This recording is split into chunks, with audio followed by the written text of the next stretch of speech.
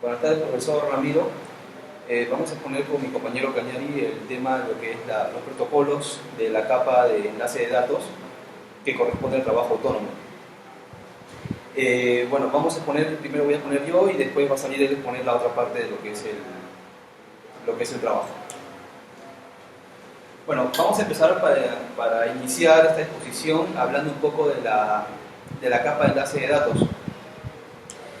Bueno, en este caso, de acuerdo al sistema, al modelo OSI que hemos estudiado en clases, bueno, tenemos todas las que son las capas. En este caso, la capa donde vamos a explicar los protocolos que existen en ella, o tres de ellos en todo caso, se encuentra en la capa número 2.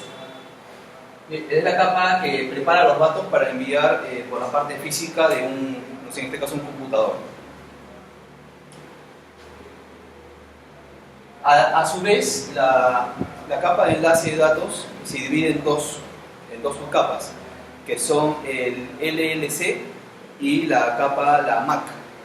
Como se puede apreciar en la figura, tenemos la capa de enlace de datos y tenemos las dos subcapas que pertenecen en este caso a la capa de enlace. Y a su vez, están los medios de comunicación, en este caso el Ethernet, el Wi-Fi y el Bluetooth, que tienen parte en la capa de enlace de datos y parte en la capa física, como se puede apreciar aquí en la figura. Bueno, para hablar un poco de la capa de enlace de datos, que es, digamos, la capa que engloba el protocolo que vamos a hablar, vamos a mencionar unos cuantos puntos. Por ejemplo, habíamos mencionado de que la capa de enlace se divide en dos subcapas. Como se puede apreciar, ahí está el LLC, que es la subcapa de enlace lógico superior. ¿Por qué superior? Porque se encuentra en la parte de arriba de lo que es las dos subcapas. Esta subcapa maneja la comunicación entre la capa superior e inferior del modelo OSI. Luego, la otra subdivisión es lo que es la MAC, que es la subcapa de control de acceso al medio, Media Access Control. Es la capa inferior y normalmente esta se maneja en la capa, tiene que parte en la capa física porque ahí es donde se adiciona una dirección MAC, que es una dirección física, normalmente en las tarjetas, en las NIC, que son las tarjetas de comunicación LAN, ¿no?, para una computadora. Luego, la capa de enlace se encarga de notificar errores, de la topología de la red y el control de flujo para la transmisión de tramas. Su función principal es que tiene una comunicación confiable, ¿no? Sincroniza el envío de tramas, ¿sí? Controla la congestión, en este caso trata de que los caminos por donde van los datos no se congestionen, sino que tome diferentes rutas alternativas para que pueda el dato llegar sin necesidad de formarse una congestión en el tráfico de los buses. Y regula la velocidad. ¿Qué quiere decir? Que si una máquina tiene una velocidad de recepción de datos menor a la máquina que está enviando, en este caso el emisor, lo que va a hacer la capa de enlace es regular una velocidad para que las dos se mantengan con una velocidad igual y puedan comunicarse y puedan tener comunicación, ya que si la velocidad es distinta, normalmente la comunicación no es muy estable. Los tipos de servicio, tiene sin acuse ni conexión, con acuse y sin conexión y con acuse con conexión. Esta capa está basada en que fluyan los datos con el menor error posible, libre de errores, en este caso en dos máquinas que están conectadas directamente.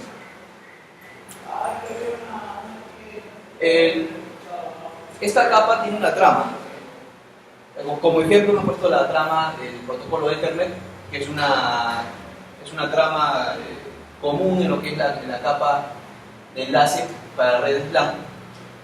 En este caso, la capa está dividida en 6 partes, donde está el preámbulo o la cabecera, tenemos la dirección MAC de destino, la dirección MAC de origen. En este caso, aquí va la dirección MAC del computador donde yo quiero enviar la información del dispositivo, y aquí va la MAC del dispositivo de origen, el que está enviando. El tipo, en este caso, se indica qué capa superior va a recibir los datos al final, o sea, a qué capa se va a dirigir la información. Lo que es los datos es el PDU. El PDU es la cantidad de datos que normalmente, cuando va de capa en capa, según lo que hemos aprendido en clase, cuando van los datos de capa en capa se van agregando cabeceras, ¿no? ¿Para qué? Para indicar normalmente hacia qué punto va a ir. Luego que el receptor acepta la información, empieza a quitar esas cabeceras, esa información que se agregó de más, para quedarse finalmente con el dato.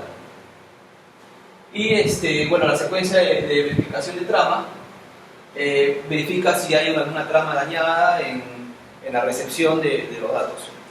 Esto más que nada es una trama para el protocolo Ethernet, que es válida para la capa 2 de enlace de datos. Ahora vamos a hablar de lo que es los protocolos, sobre todo 3 protocolos que se muestran aquí: lo que es el HDLC, High Level Data Link Control, el PPP, que es el Point to Point, o sea, el punto a punto, y el Frame Relay. Vamos a empezar a hablar primero del HDLC.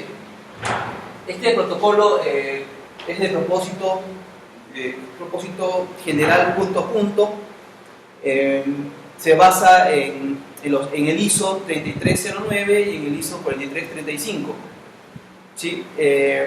Surge esto de una evolución, o sea, había antes de lo que es este protocolo, existía con este nombre, el SDLC. Proporciona recuperación de errores en caso de pérdida de paquetes, ¿no? Y bueno, ofrece una comunicación confiable entre el transmisor y el receptor. Eso es básicamente lo que quiere decir este protocolo. Si hablamos un poco de la trama del protocolo HDLC, podemos apreciar que las 3 primeras, en lo que es la bandera del flag, la dirección y el control, se le llama cabecera, como se puede ver en la imagen.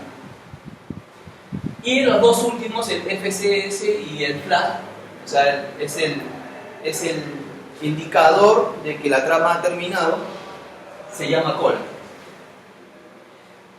El flag, o sea, los 2 flag normalmente tienen este valor: 0, 1, 1, 1, 1, 1, 1, 0. Esto quiere decir, esto ayuda a que el receptor lo que va a hacer es reconocer cuando está ingresando una nueva trama, y al terminar, o sea, al leer después los demás bits, sobre todo la información, va a llegar nuevamente a leer este valor que se encuentra al final. O sea, las 2 banderas van a tener el mismo valor binario. Entonces el receptor se va a dar cuenta de que es el final de la trama. Eso quiere decir de que es la manera para que el receptor pueda diferenciar entre la recepción de trama y trama. Bueno, como lo mencioné, aquí dice, ¿no? El receptor intentará detectar esta secuencia para saber cuál es el inicio de la trama, ¿no? El inicio y luego el final. Y acá también dice, ¿no? Intentará volver a recibirla para reconocer el final de la trama. Cuando se recibe la secuencia, intentará recibir nuevamente la bandera con este valor para darse cuenta que es el final de la trama. Por ejemplo, para que, si en caso en la información, supongamos, en todo lo que es un código que uno envía, se muestra este valor, por ejemplo, está aquí, ¿no? Si en caso lo lee, para evitar que el receptor piense de que es la bandera o el flag de finalización de trama, lo que hace el emisor es adicionar bits. ¿Dónde adiciona bits? Donde ve 5 unos puntos ¿no? Como en este caso aquí hay 5 unos, porque acá hay minera de unos, bastante. Entonces lo que hace es agregarle un 0. Después de 5 bits le agrega un 0. Luego hay 5 bits más, le agrega otro 0. En este caso aquí hay 6. Entonces para que el receptor no piense que es la bandera de finalización de la trama, también le agrega un 0. Como también en este caso, ¿no? Le agrega un 0 más.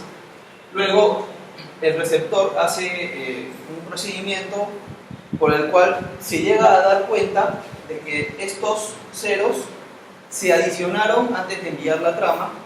¿Para qué? Para evitar, bueno, para evitar de que el receptor se equivoque y vaya a leer de repente un valor erróneo o vaya a equivocarse pensando de que dentro de la información se encuentra un código de finalización de lo que es la trama. Ahora mi compañero Cañari va a empezar a explicar lo que es el protocolo PPP y va a hablar también de lo que es Frame Relay. Buenas noches, profesor. Continuando con la exposición, voy a hablar sobre el protocolo PPP. En sí, el protocolo PPP se encarga de entregar tramas entre dos nodos. Este protocolo es el más usado. Por ejemplo, cuando nosotros nos conectamos a nuestro proveedor de internet, nos comunicamos por medio de una red WAN. Esta red WAN usa un protocolo PPP para la cual nosotros nos envían los datos. Ahora, hablemos un poquito más sobre el protocolo de una WAN. Para hacer la encapsulación en una red WAN, la forma de encapsulación depende de la tecnología que nosotros podemos usar. Ahora, ¿cuáles son más o menos esos tipos de tecnología que nosotros tenemos? Pues tenemos la HDLC, la PPP, la SLIP, la X25, la Frame Relay y la ATM. Ahora, esta tecnología también se usa según el tipo de conexión que podamos tener. Como por ejemplo, en una línea arrendada, que es una conexión serial, pues podemos usar la tecnología HDLC, PPP y el SLIP. Cuando nosotros tenemos un tipo de conexión conmutado por circuitos, y de igual manera podemos usar ese tipo de tecnología. Pero cuando nosotros tenemos un circuito conmutado por paquetes, ya usaríamos el X25, el Frame Relay y el ATM. Bueno, en este punto nosotros nos estamos enfocando más en lo que es PPP. Bien. Ahora, cuando nosotros queremos comunicar dos routers, y estos dos routers son de Cisco, pues no vamos a tener problemas porque el router de Cisco ya viene por defecto con una encapsulación HDLC. Entonces, cuando nosotros conectamos serialmente estos dos routers, tendremos una comunicación ya establecida. ¿Por qué? Porque tiene la tecnología HDLC por defecto. Pero ¿qué pasa si nosotros queremos conectar dos diferentes tipos de router o de diferentes marcas? Por ejemplo, yo puedo tener un router Cisco y un router de marca X, ¿no? Entonces, ahí sí tendría que usar el encapsulado PPP. Bien, ahora, el protocolo PPP tiene tres componentes principales, que es el HDLC, que ya viene por defecto internamente en los routers Cisco. Tenemos el LSP, que es el protocolo de control de enlace, y tenemos el NSP, que es el protocolo de control de red, de tramas. Entonces, el protocolo LSP pues se encarga de las conexiones, ¿no? A nivel de la capa de enlace, y el protocolo NSP pues se encarga de manejar los diferentes tipos de IP a un nivel de capa de red. Más o menos, si nosotros estuviéramos trabajando con una IP ya sea IPv4 o IPv6, el NSP hará que haya si es un IP, pues al final habrá un IPCP. Pero eso lo vamos a ver de una mejor manera más adelante. Bien, ahora, sobre la arquitectura del protocolo PPP, comparando con el modelo OSI, donde tenemos la capa física, tenemos la capa de enlace de datos y la capa de red. En la capa física no tenemos ningún problema porque los dos trabajan de la misma manera. El cambio sería en lo que es la capa de enlace de datos, donde el protocolo PPP realiza una autenticación y también donde ve el estado de conexión que se va a dar. Si este estado de conexión es buena, se da la conexión, pero si no realiza la conexión. Y en la capa de red, pues trabaja el NSP, donde como le decía, si yo trabajo con una IP, pues acá tendré una IPSP, o cuando trabajo con una IPX, pues tendré una IPXCP. Bien, ahora hablemos más o menos cómo es el establecimiento de sesión. Bueno, se divide en 3 fases. La fase 1 es donde se establece la negociación. En esta parte trabaja el LSP, que es el protocolo de control de enlace, donde primeramente hace una negociación de comunicación entre los dos routers. En la fase 2 se determina la calidad de enlace, ¿no? Como le decía, si la calidad de enlace es buena, se llega a completar el enlace, pero si no, esta no llega a realizarse. Una vez pasado estas 2 fases, recién pasa la tercera fase, donde es la negociación de protocolo de red. Aquí ya empieza a trabajar lo que es el NSP, ¿no? Donde verá todos los detalles con la IP, como decía, ¿no? Donde se formarán la IPSP, la IPXCP. Bien, básicamente esto sería sobre lo que es el protocolo PPP. Ahora vamos a hablar sobre el protocolo Frame Relay. Básicamente el protocolo Frame Relay es una tecnología de conmutación orientada a paquetes. En comparación con el modelo OSI, Frame Relay fue diseñada para operar con la interfaz ISDN-Print, pero actualmente este protocolo trabaja con la interfaz B35 y la interfaz X21. Como podemos ver, está en la capa de enlace.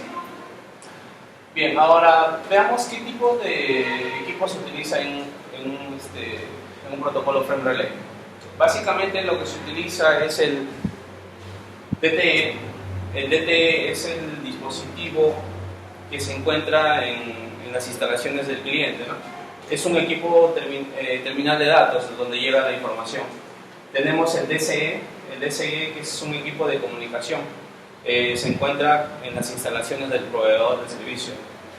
Y tenemos el DLCI, que es un identificador de conexión de enlace de datos. Básicamente estos serían los equipos que se utilizan en un protocolo Frame Relay. Ahora veamos el formato de trama de Frame Relay. Inicialmente tenemos un flag que me indica el inicio de la trama. Tenemos el address, donde está la dirección y contiene los valores del DLCI y los valores de los bits que me indican la congestión de la red. Tenemos la data, la información propiamente dicha, y tenemos un FCS. Este FCS es un campo de verificación. Me dice que si no coinciden con los campos de dirección y los datos en el punto final del receptor, la trama se descarga sin notificación. Y si se notifica bien y si la trama llega bien, entonces pasa al siguiente módulo, que es el flag. Y este sería el fin de la trama. Ahora, ¿qué tipo de servicios me brinda el protocolo Frame Relay?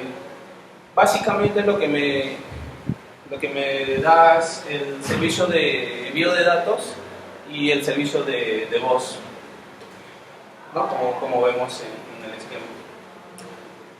¿Y cuáles serían las aplicaciones? Sería la interconexión de redes LAN, el acceso remoto a bases de datos, las aplicaciones de cliente-servicio y la transmisión de voz sobre Frame Relay, ¿no? Básicamente sería todo eso sobre Frame Relay.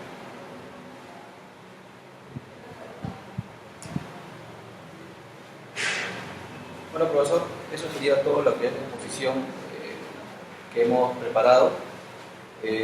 Bueno, se lo voy a enviar ahora por YouTube. Las referencias, por si acaso, también lo voy a poner en el Word con el link para que usted, bueno, si lo quisiera ver dónde hemos sacado el material, ahí se encuentra las referencias. Le agradezco por su atención y que tenga buenas tardes.